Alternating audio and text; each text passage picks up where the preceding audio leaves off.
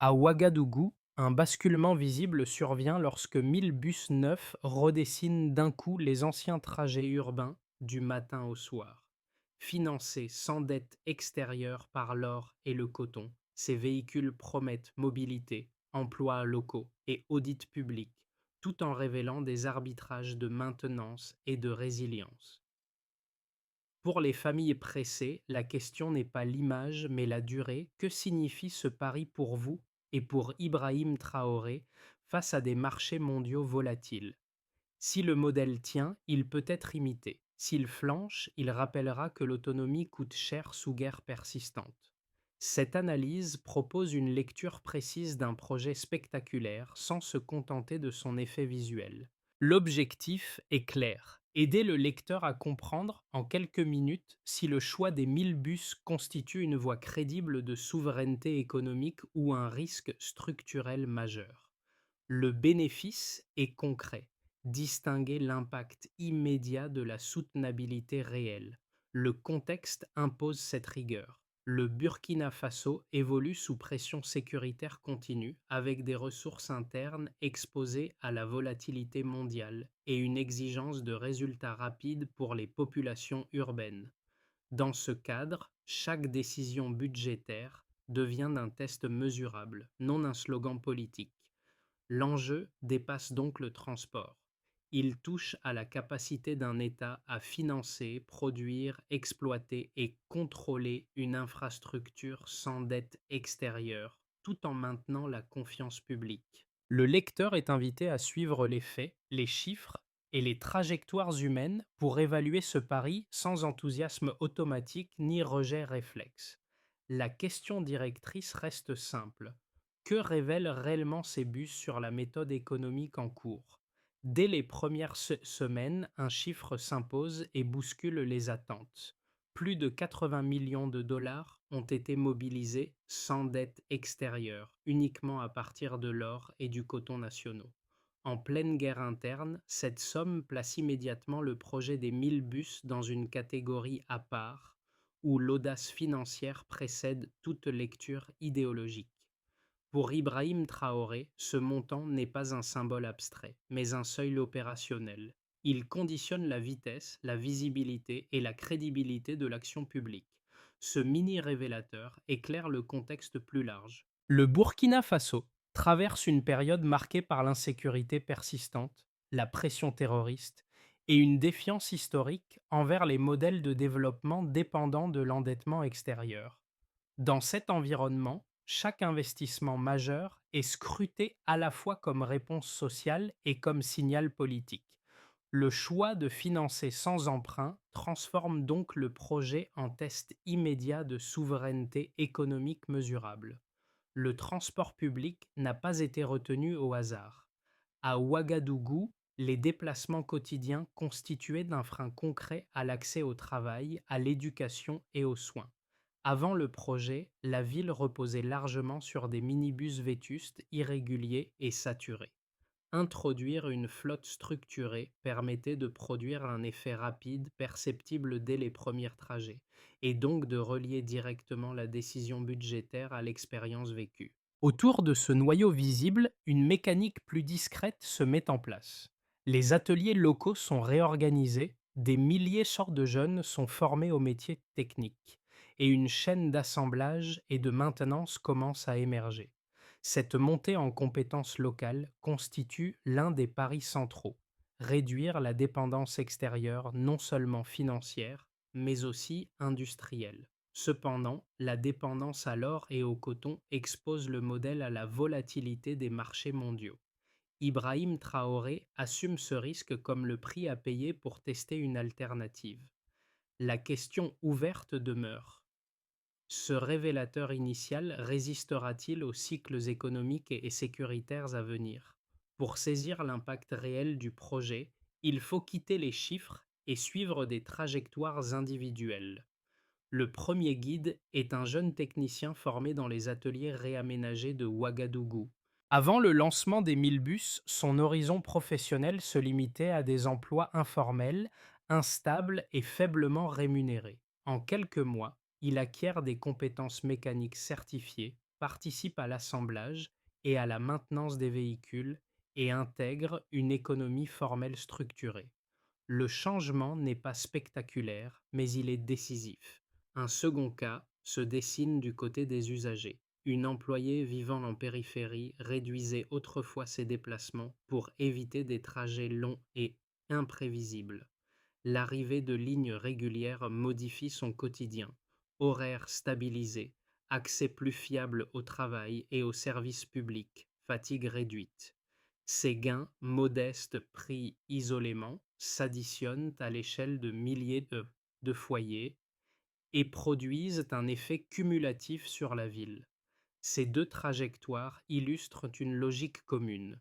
Le projet ne vise pas seulement la mobilité, mais l'activation simultanée de plusieurs leviers. Emploi local, compétences techniques, productivité urbaine et confiance collective. En reliant les quartiers périphériques au centre, le réseau de bus agit comme un accélérateur silencieux, réduisant des frictions longtemps considérées comme inévitables. Toutefois, ces effets restent précoces et concentrés. Ils dépendent de la continuité de l'exploitation, de la qualité de la maintenance et de la capacité à absorber des chocs économiques. À ce stade, l'expérience montre surtout qu'une politique industrielle ciblée peut produire des résultats visibles rapidement, même dans un contexte instable porté par Ibrahim Traoré. Tout commence par une décision de rupture nette, recette nettée. Dans un contexte de guerre interne et de pression sécuritaire constante, le pouvoir burkinabé tranche. Le projet des 1000 bus sera financé sans aucun recours à la dette extérieure. Ibrahim Traoré valide ce choix comme un acte fondateur, à la fois économique et politique. Avant cette décision, les options classiques dominaient le débat, reposant sur des prêts multilatéraux étalés dans le temps. Après, le calendrier se resserre brutalement et la contrainte financière devient un moteur d'exécution plutôt qu'un frein. L'activation est rapide. Les dépôts de Ouagadougou sont réaménagés. Les premiers flux financiers issus de l'or et du coton sont redirigés et les commandes de composants sont lancées sans phase pilote prolongée. Cette accélération volontaire vise un objectif précis, rendre le projet visible avant que le scepticisme ne s'installe. Chaque semaine gagnée compte car la crédibilité dépend de la capacité à transformer une annonce politique en infrastructure tangible. La montée en puissance constitue le premier moment de tension. Les pièces arrivent de manière échelonnée. Les équipes locales doivent apprendre en produisant et chaque retard technique se répercute immédiatement sur l'ensemble du planning. Les ateliers fonctionnent sous pression continue. Des milliers de jeunes sont formés en accéléré au métier de l'assemblage, de la mécanique et de la logistique. Cette phase révèle une contrainte centrale du modèle. L'absence de financement externe supprime toute marge de manœuvre budgétaire classique. Chaque problème doit être résolu en interne avec les ressources disponibles. Le point culminant survient avec la mise en circulation progressive des premiers bus. La ville change de rythme. Des lignes identifiables apparaissent, les horaires deviennent réguliers et les habitants commencent à adapter leur déplacement quotidien. Le scepticisme initial laisse place à une adoption pragmatique. À cet instant, le projet cesse d'être une promesse pour devenir une expérience vécue. Ibrahim Traoré insiste alors sur la transparence comme condition de crédibilité. Les audits sont publiés, les dépenses détaillées, et chaque étape est exposée pour ancrer la confiance. Viennent ensuite les répliques. L'exploitation quotidienne révèle de nouveaux défis. Maintenance continue, disponibilité des pièces, formation des conducteurs et gestion des flux aux heures de pointe. Chaque bus immobilisé devient un signal négatif potentiel. Pour y répondre, une industrie locale de maintenance commence à se structurer, réduisant progressivement la dépendance aux importations. Cette phase marque un glissement stratégique. Le succès ne repose plus sur l'investissement initial, mais sur la capacité à durer. La séquence complète dessine une dynamique claire, une activation audacieuse, une montée sous contrainte, puis une stabilisation précaire. Chaque étape transforme le projet en test permanent pour la vision portée par Ibrahim Traoré. La question suspendue n'est plus de savoir si les bus roulent, mais si cette mécanique peut résister au temps et aux chocs à venir. Le point de départ est mesurable et sert de point de référence. Avant le déploiement du projet, le transport urbain de Ouagadougou reposait sur une offre fragmentée, peu fiable et largement informelle. Les temps de trajet variaient fortement selon l'heure et l'axe, rendant la planification quotidienne incertaine pour une grande partie des actifs urbains. Après la mise en circulation progressive des 1000 bus, un premier écart s'impose. Les temps de trajet moyens ont diminué d'environ 30% sur les axes les plus fréquentés. Cette baisse ne se limite pas au confort, elle se traduit par un accès plus régulier au travail, à l'école et aux services de santé pour des milliers de foyers. Un second indicateur structure la lecture financière. Plus de 80 millions de dollars ont été investis sans dette extérieure, uniquement à partir de l'or et du coton nationaux. En comparaison, des projets de transport similaires en Afrique subsaharienne reposent généralement sur des prêts multilatéraux ou bilatéraux à long terme. Ici, l'absence d'emprunt modifie la logique budgétaire. Il n'existe ni période de grâce, ni étalement de remboursement. Chaque dollar engagé doit produire un effet rapide et visible, faute de quoi la soutenabilité opérationnelle est immédiatement remise en question. Pour Ibrahim Traoré, ce écart financier constitue à la fois un levier de souveraineté et une contrainte permanente. Le troisième chiffre concerne l'emploi. Plus de 10 000 emplois directs et indirects ont été générés, répartis entre l'assemblage, la maintenance, la gestion du réseau et les activités connexes. Ce volume dépasse largement celui d'une simple exploitation de transport. Il révèle la création d'une chaîne de valeur locale dans laquelle la formation technique joue un rôle central.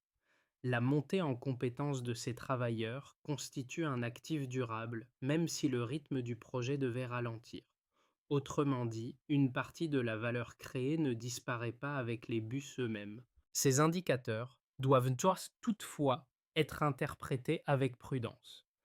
La réduction des temps de trajet est concentrée principalement dans la capitale et ses périphéries immédiates. L'impact économique reste donc spatialement limité. De même, les emplois créés dépendent étroitement du maintien de la flotte en circulation. Une baisse prolongée des revenus issus de l'or ou du coton fragiliserait la capacité à financer la maintenance et pourrait réduire ses gains. Un autre élément chiffré mérite attention: la publication régulière des audits financiers. Bien qu'ils ne constituent pas un indicateur économique direct, ces audits jouent un rôle stabilisateur. La transparence réduit le risque de mauvaise allocation, améliore la confiance interne et renforce l'acceptabilité sociale du projet. Dans un environnement marqué par la défiance envers la gestion publique, cet aspect agit comme un multiplicateur indirect de performance. Pris ensemble, ces chiffres dessinent une trajectoire cohérente. Ils ne prouvent pas encore la soutenabilité à long terme, mais ils démontrent une faisabilité opérationnelle à court et moyen terme. Ibrahim Traoré s'appuie sur ces écarts pour défendre l'idée qu'un État sous contrainte sécuritaire peut mobiliser ses ressources internes de manière efficace, à condition de concentrer les investissements et d'en rendre les effets immédiatement visibles. La question demeure: ces indicateurs résisteront-ils aux chocs externes et au cycle des marchés mondiaux? Les critiques du projet avancent d'abord un argument macroéconomique solide. Fonder un investissement d'infrastructure majeur sur deux matières premières expose mécaniquement le financement à la volatilité des marchés mondiaux. L'or et le coton peuvent connaître des variations rapides, indépendantes des choix nationaux. Dans un pays confronté à l'insécurité, une baisse prolongée des revenus réduirait la capacité à entretenir la flotte, payer les salaires et renouveler les équipements. Selon cette lecture, l'absence de dette extérieure supprime un amortisseur financier traditionnel plutôt qu'elle ne renforce la résilience. Un second argument concerne la concentration géographique et sectorielle. Les bénéfices observés se concentrent largement à Ouagadougou, laissant de côté une grande partie du territoire. Les emplois créés, bien que significatifs, restent liés à un secteur unique. Les détracteurs estiment qu'un choc affectant le transport urbain pourrait produire des effets en cascade sur l'emploi et la productivité locale. Dans cette perspective, le projet serait performant à court terme, mais insuffisamment diversifié pour constituer une base de développement équilibrée. Ces critiques méritent d'être prises au sérieux. Toutefois, les éléments observables apportent une réponse partielle mais tangible. La dépendance aux matières premières est réelle, mais elle est assumée comme un levier stratégique plutôt qu'un angle mort. En publiant régulièrement les audits et en rendant visibles les flux financiers, le projet réduit le risque de mauvaise allocation, même en période de tension. Cette transparence ne supprime pas la volatilité, mais elle en limite les effets politiques et sociaux. Sur le plan sectoriel, les données montrent que la chaîne de valeur dépasse le simple transport.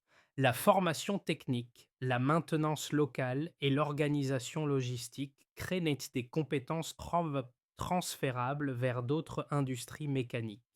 Autrement dit, l'investissement ne se limite pas à des actifs roulants, mais construit un capital humain utile réutilisable. Cette dynamique atténue, sans l'annuler, le risque de concentration. Enfin, l'argument géographique évolue avec le temps. Le choix de commencer par la capitale répond à une logique d'impact rapide et mesurable. Il constitue une phase test, non une finalité. Pour Ibrahim Traoré, la question n'est donc pas de savoir si le modèle est parfait, mais s'il fournit suffisamment de preuves pour justifier une adaptation progressive fondée sur des faits observables. À ce stade, le projet cesse d'être jugé uniquement sur sa capacité à financer des bus sans dette. Le point de bascule concerne désormais la méthode. Ce qui change la lecture, ce n'est plus le nombre de véhicules en circulation, mais la capacité de l'État à coordonner financement interne, production locale, exploitation quotidienne et contrôle public dans un environnement instable. La réussite partielle observée montre qu'un investissement visible peut servir de colonne vertébrale à une organisation économique plus large. Le basculement le plus révélateur intervient lorsque la maintenance commence à être assurée majoritairement par des équipes locales. Ce détail, souvent relégué au second plan, modifie profondément l'équation du risque. Tant que l'entretien dépend de fournisseurs externes, chaque panne menace l'ensemble du système. En internalisant progressivement ses compétences, le projet réduit son exposition opérationnelle, même si la contrainte financière demeure intacte. Ibrahim Traoré s'appuie sur cette évolution pour déplacer le débat public. La question n'est plus seulement peut-on financer sans dette, mais peut-on apprendre assez vite pour durer sans dépendance. Cette nuance transforme la souveraineté économique en processus continu plutôt qu'en état final. Elle admet l'imperfection mais exige une trajectoire maîtrisée. Ce point de médian éclaire aussi les limites. La méthode fonctionne tant que la coordination reste étroite et la transparence maintenue. Un relâchement sur l'un de ces fronts fragiliserait l'ensemble. Pour l'État, la conséquence la plus immédiate est organisationnelle. La mise en service régulière des lignes et la visibilité des horaires facilitent la planification urbaine et réduisent la dépendance à des réseaux informels difficiles à contrôler. La baisse d'environ 30% des temps de trajet sur certains axes améliore l'accès aux écoles, aux centres de santé et aux services administratifs. Cet effet n'est pas seulement logistique, il renforce la crédibilité de l'action publique dans un contexte où la confiance institutionnelle reste fragile. Pour Ibrahim Traoré, cette crédibilité est un actif politique autant qu'économique. Du côté des entreprises et des acteurs économiques urbains, l'impact principal concerne la productivité. Des déplacements plus courts et plus prévisibles réduisent les retards, stabilisent les horaires de travail et fluidifient les échanges quotidiens. Les petites activités dépendantes de la mobilité, comme le commerce de proximité et les services, bénéficient directement de cette régularité accrue. À cela s'ajoute l'effet de la création de plus de 10 000 emplois directs et indirects, qui stimulent la demande locale et renforcent un cercle économique interne, même s'il demeure concentré géographiquement. Pour les habitants, les conséquences sont plus diffuses mais profondément structurantes. Les familles vivant en périphérie gagnent d'un accès plus fiable au centre-ville, ce qui élargit leurs opportunités professionnelles et éducatives. Le temps libéré par la réduction des trajets se transforme en heures supplémentaires pour le travail, la vie familiale ou le repos. Ces gains ordinaires, rarement visibles dans les indicateurs macroéconomiques, expliquent en grande partie l'acceptation sociale rapide du projet. À l'échelle régionale, les effets restent indirects mais déjà perceptibles. L'expérience burkinabé attire l'attention d'autres pays confrontés au même dilemme entre souveraineté économique et contraintes budgétaires. Le projet des 1000 bus est observé comme un laboratoire plutôt que comme un modèle clé en main.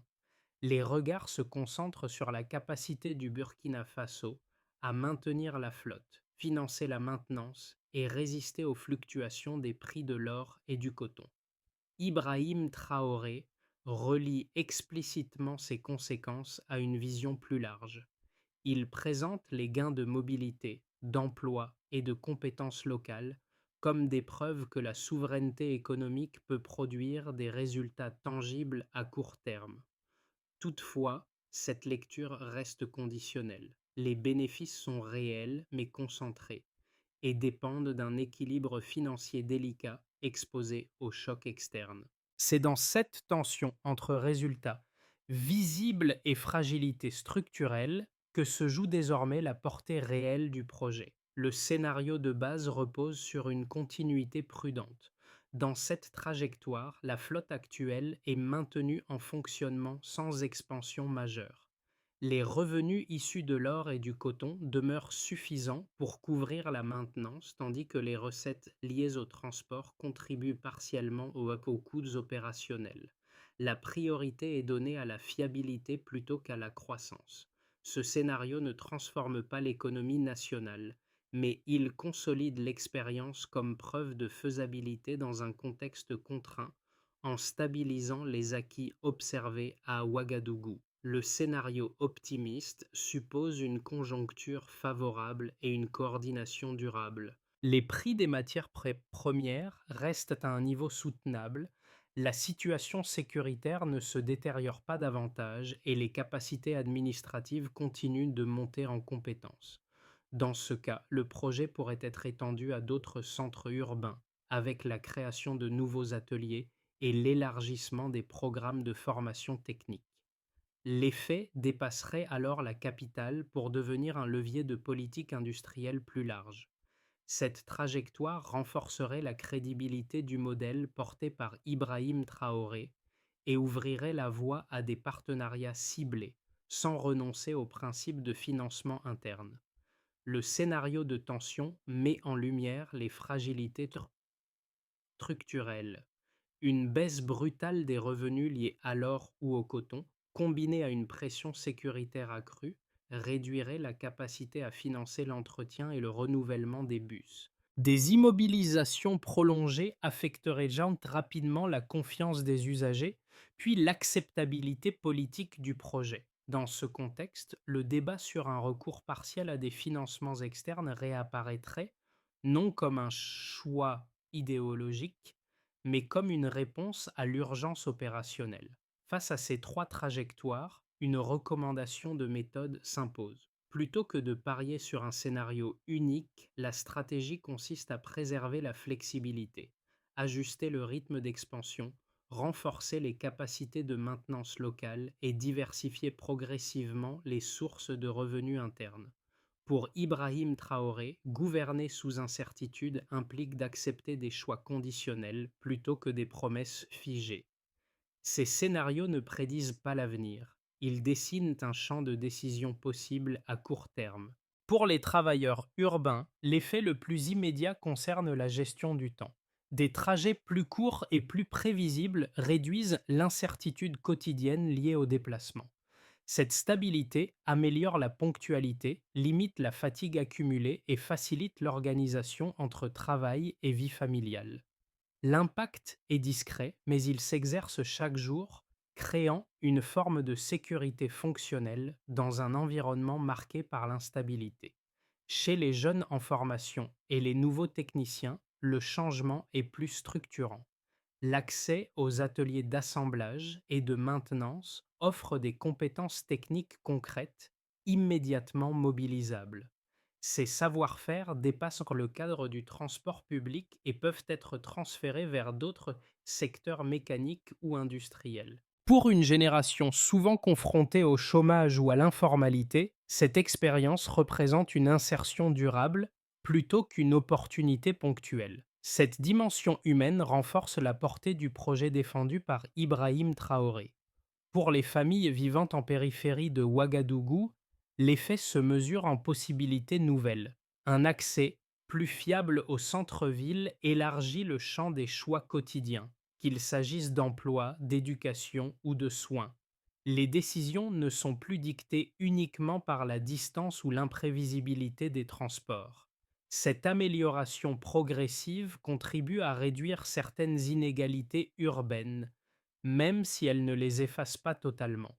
Enfin, pour les citoyens observateurs, le projet agit comme un repère symbolique. Voir une infrastructure fonctionner sans financement extérieur visible modifie la perception de ce que l'action publique peut accomplir. Cette dimension psychologique ne remplace pas les indicateurs économiques, mais elle influence l'adhésion collective. Elle explique pourquoi le débat dépasse désormais les bus pour interroger plus largement la méthode de gouvernance économique. La première condition consiste à verrouiller la transparence financière comme norme permanente. La publication régulière des audits doit devenir un mécanisme routinier, avec des indicateurs simples et lisibles pour le public. Cette clarté réduit les soupçons, stabilise l'adhésion sociale et limite les erreurs d'allocation dans un contexte de ressources contraintes. Sans ce socle, toute extension fragiliserait rapidement la confiance acquise autour du projet. La deuxième condition concerne la professionnalisation continue des compétences locales. Les formations initiales doivent être prolongées par des programmes réguliers pour les conducteurs, mécaniciens et gestionnaires du réseau. L'objectif n'est pas seulement de maintenir les bus en circulation, mais d'anticiper les pannes, d'optimiser les coûts et d'améliorer progressivement la fiabilité du service. Cette montée en compétences conditionne la réduction durable de la dépendance technique et extérieure. Troisièmement, la diversification des flux financiers internes devient indispensable. Sans renier le rôle central de l'or et du coton, l'État peut développer des revenus complémentaires liés à l'exploitation du réseau, à la publicité ou à des services connexes. Cette diversification n'élimine pas le risque, mais elle amortit les chocs liés au cycle des matières premières et renforce la résilience opérationnelle. La quatrième étape porte sur une extension territoriale prudente.